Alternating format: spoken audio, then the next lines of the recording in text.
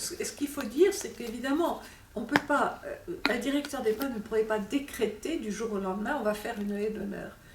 On sent bien qu'il faut une adhésion de tous les professionnels. Et ça demande du temps, parce que chacun a ses réticences, qui sont parfois personnelles, hein, qui sont culturelles aussi. On est dans une société du déni de la mort. Donc, voilà, ça ne s'est pas fait comme ça d'un coup de baguette magique. Voilà. Alors, qu'est-ce qu'en tant que professionnel, que peut-on faire avant? D'abord, savoir qu'une personne qui arrive dans un EHPAD, c'est une personne âgée qui sait très bien au fond d'elle-même, même quand elle a perdu ses facultés cognitives, elle le sait, qu'elle va vers la mort. Elle y pense. Et ça, je crois que c'est la première chose qu'il faut réaliser, c'est que les personnes dont on prend soin sont, à cause de leur âge, à cause proches de la mort, et qu'elles y pensent, et elles y pensent d'une manière qui n'est pas morbide, d'une manière... c'est normal de penser à sa mort quand on s'en approche. Elles se sentent très seules, parce qu'elles ne peuvent pas en parler avec les autres. Et donc, je pense que la première des choses que pourrait faire un soignant, c'est de montrer, de signifier que l'on est prêt à pouvoir écouter ce que la personne a à dire. Personne n'a à parler de la mort. On n'est pas là pour ça. Et d'abord, qu'en sait-on? Donc, il n'y a rien à dire, à faire. Il y a juste à montrer qu'on est disponible, même si c'est que 10 minutes, s'asseoir et quand la personne fait signe, parce que la personne fait toujours signe, elle va dire un jour, oh là là, j'en ai assez, j'ai envie de mourir, pourquoi la mort tarde à venir me chercher? C'est à s'asseoir et dire, vous pouvez m'en parler, je peux prendre quelques instants pour vous entendre me parler de ce que vous sentez à l'intérieur de vous. Donc voilà, c'est une fonction d'écoute et on n'est pas obligé d'être un professionnel de l'écoute pour ça. Par contre, évidemment, il faut être soi-même un peu plus au clair avec la question de la mort. Et c'est ça. On ne peut pas dissocier le travail professionnel de ce que l'on est en tant que personne. Il faut oser réfléchir à cette question à travers son histoire, à travers la culture dans laquelle on est. Tout le monde n'a pas la même histoire ni la même culture. Qu'est-ce que c'est pour moi? Comment je vois la mort? Est-ce que si on est au clair soi-même, on s'assoit, je vous assure que l'autre le sent. Et il va se mettre à vous dire des tas de choses. Et il n'y a pas besoin de répondre, on accueille, c'est tout. Rien que cet accueil de la parole des résidents sur la mort est quelque chose qui leur fait un bien fou. Il faudrait qu'on réalise ça, la solitude dans laquelle ils sont. Alors ils peuvent parler de ce qu'est la mort pour eux, mais ils peuvent aussi, alors la plupart du temps c'est ça, c'est comment ça va se passer, hein, voilà. Et puis là ils peuvent parler de leur peur, ils peuvent parler de leurs souhaits aussi. C'est le moment aussi de les recueillir, ces souhaits, parce que on parle des directives anticipées, mais il y a un questionnaire, alors bon, franchement, personnellement, je pense que je ne suis pas sûre que ça nous renseigne beaucoup sur ce que les personnes souhaitent. Mais je pense que de s'asseoir et de leur dire comment est-ce que vous aimeriez que ça se passe pour vous, oralement, hein, et d'enregistrer ce que la personne dit, et généralement c'est des choses assez simples. Hein.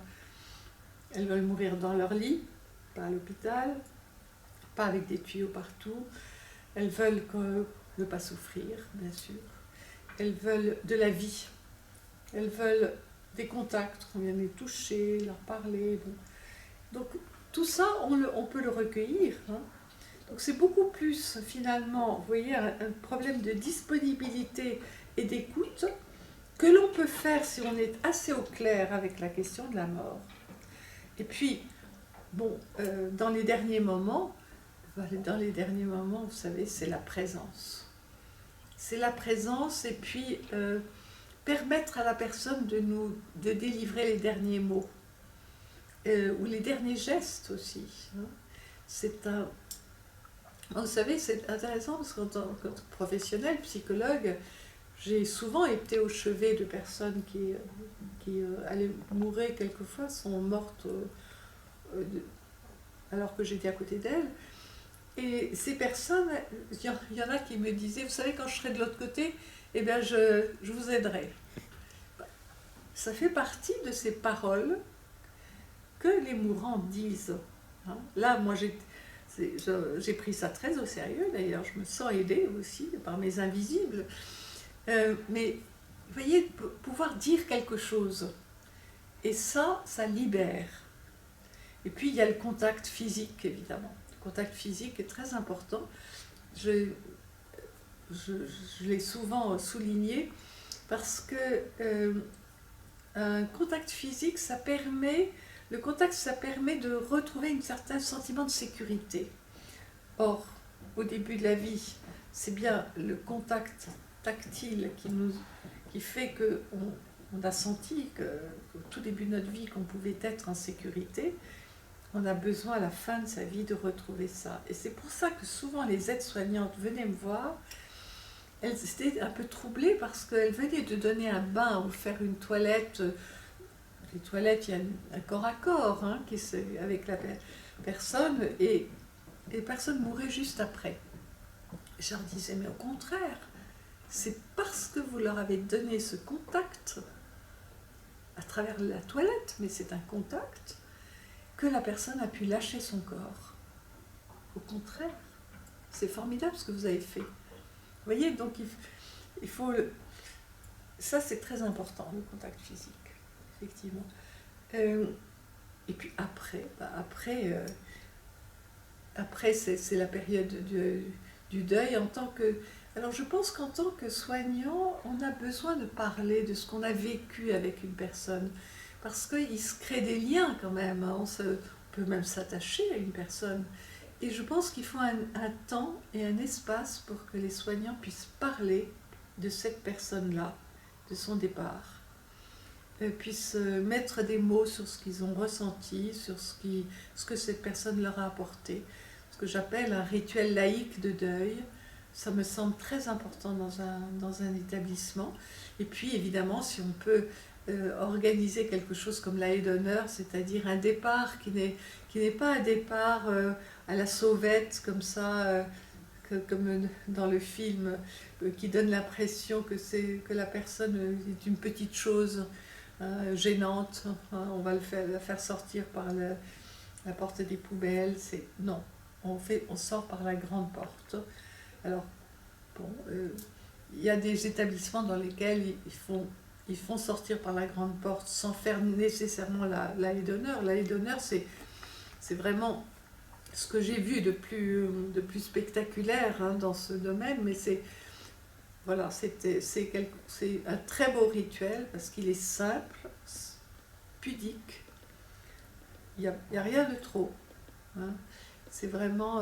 et les familles le disent elles-mêmes, elles se sentent... ça leur fait énormément de bien. Hein. Et les soignants aussi, parce qu'ils ont le sentiment d'avoir accompagné jusqu'au bout. Pas de s'être arrêté au moment où les pompes funèbres arrivent. Non, il y a un accompagnement jusqu'au départ par la grande porte.